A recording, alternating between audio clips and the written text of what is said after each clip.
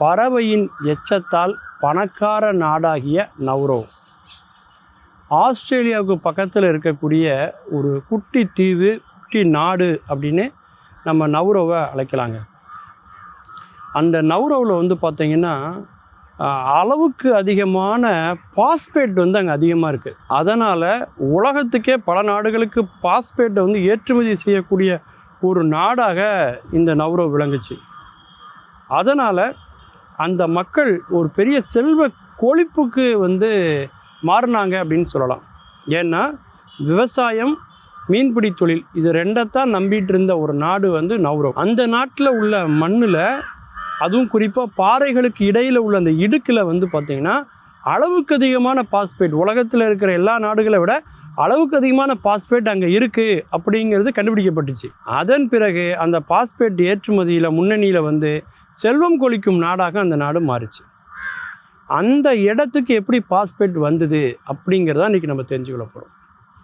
அதாவது ஆஸ்திரேலியா வழியாக போகக்கூடிய எல்லா பறவைகளுமே, கடல் தாண்டி போகக்கூடிய பறவைகள் எல்லாமே வந்து பார்த்திங்கனாக்கா அந்த தங்கி இளைப்பாறக்கூடிய இடமா எதுன்னு அந்த தீவு தான் இருந்துச்சு. அப்போ இந்த பாறைகள் மேலே அந்த பறவைகளாக உட்காந்துருக்கும். அதனுடைய எச்சம்லாம் அந்த பாறையினுடைய இடுக்குகளுக்குள்ளே போய் விழுந்துச்சு. இப்படி ஒரு நாள் 2 நாள் இல்லைங்க, பல 100,000 ஆண்டுகளாக இது தொடர்ந்து நடந்துகிட்டே இருந்திருக்கு. அதனால் அளவுக்கு அதிகமான பறவைகளுடைய எச்சம் அந்த இடுக்குகளில் விழுந்து அது பாஸ்பேட்டாக அது நிச்சயது பல காலத்துக்கு அப்புறம் அது வந்து மாறுது. அப்படித்தான் இந்த மண்ணுக்கு பாஸ்பேட் வருது. இந்த மக்கள் என்ன பண்ணுறாங்க, விவசாயத்தை கைவிட்டுட்டு, மீன் பிடிக்கிற தொழிலையும் கைவிட்டுட்டு வெளிநாட்டிலேருந்து உணவுப் பொருட்கள்லாம் வாங்கி சாப்பிட ஆரம்பிக்கிறாங்க. அதாவது உறைய வைக்கக்கூடிய அல்லது நாள்பட்டு அது சாப்பிடக்கூடிய அந்த மாதிரியான உணவுகள் இருக்கும் இல்லையா, உலர்த்தி வைக்கக்கூடிய அந்த மாதிரி பேக்கடு ஃபுட்டுன்னு சொல்லக்கூடிய அந்த சக்கை உணவுகள் அதிகமாக சாப்பிட ஆரம்பிக்கிறாங்க. அதனால் என்ன ஆகுதுன்னா, அங்கே உள்ள எல்லாருக்குமே சர்க்கரை நோய் வருது. எல்லாருக்குமே வந்து பார்த்திங்கன்னா பிபின்னு சொல்லக்கூடிய அந்த ரத்த அழுத்தம் அதிகமாக வருது. ஒபிசிட்டின்னு சொல்லக்கூடிய உடல் பருமன் அதிகமாகுது. இன்னும் குறிப்பாக அந்த நாட்டில் 60 வயதுக்கு மேலே ஒருத்தர் கூட இல்லைன்னு சொல்லலாம். அந்த அளவுக்கு 60 தாண்டதே பெரிய அதிசயமாக அந்த நாட்டில் பார்க்கப்படுது. அந்த அளவுக்கு எல்லோருடைய உடலினுடைய ஆரோக்கியமும் பாதிக்கப்படுது. அதுக்கப்புறம் தான் நடந்த தப்பு என்ன அப்படிங்கிறத அவங்க யோசிக்கிறாங்க.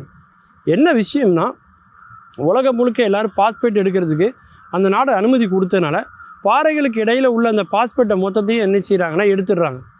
அப்போ எல்லாமே குழியும் குண்டுமாக கிடக்குது. அந்த இடத்துல பார்த்திங்கன்னா பாறைகள்லாம் அப்படி பாறையாக இருக்குது, நிலப்பரப்பே இல்லை. ஆனால் அவங்க மறுபடியும் விவசாயத்துக்கு திரும்பணும் அப்படின்னு நினச்சாங்கன்னா அங்கே விவசாயம் பண்ணுறதுக்கு மண்ணும் இல்லை. கடல் முழுக்க வந்து பார்த்திங்கன்னா இந்த கழிவுகள் இந்த இதெல்லாம் அதில் கலந்து கடல் நீரும் வந்து கெட்டு போயிடுது. இப்படிப்பட்ட சூழ்நிலையில் உலகத்தினுடைய பணக்கார நாடாக மாறிய அந்த நவ்ரோ அதன் பிறகு தன்னுடைய சொந்த தேவையை கூட நிவர்த்தி செய்து கொள்ள முடியாமல் அந்த மக்கள் எல்லாம் அந்த மண் நிலப்பரப்பை விட்டு வேறு ஒரு நாட்டுக்கு போகிற சூழ்நிலைக்கு அவங்க வந்துட்டாங்க. முதல்ல வந்து பார்த்திங்கன்னா இந்த இடத்துல இந்த பாஸ்பேட் எடுக்கிற அந்த வேலையை வந்து முதல்ல ஜெர்மன் தான் பண்ணாங்க. ஜெர்மன் தான் முதல்ல இங்கே பாஸ்பேட் இருக்குங்கிறத கண்டுபிடிக்கிறாங்க. அப்போ தான் வந்து முதல் உலகப் போர் வந்து தொடங்குது. அதன் பிறகு இந்த நவ்ரோங்கிற அந்த தீவு வந்து ஜெர்மனியினுடைய கட்டுப்பாட்டிலேருந்து போய் ஆஸ்திரேலியாவுடைய கட்டுப்பாட்டுக்குள்ளே அது எடுத்து வந்து போகுது. அதன் பிறகு வந்து பார்த்திங்கன்னா பிரிட்டிஷ் காலனி ஆதிக்கம் வந்து இந்த வேலையை வந்து அவங்க வந்து செய்கிறாங்க. அதன் பிறகு நவ்ரோ சுதந்திரம் பெற்று தனித்த ஆட்சி அமைக்கக்கூடிய ஒரு நிலைமைக்கு அது மாறுது. இப்படி பல்வேறு காலகட்டங்கள் வந்து அந்த நாடு வந்து சந்திச்சிருந்தாலும் கூட அவங்க எடுத்த அந்த தவறான கொள்கை முடிவின் காரணமாக அந்த மக்கள் வந்து ஏழ்மை நிலைக்கு போய் உடல் ஆரோக்கியத்தை இழந்து அவங்க வந்து பல்வேறு விதமான நோய்க்கு ஆட்பட்டிருப்பதை நாம் வந்து வரலாற்றில் படிக்கிறோம்.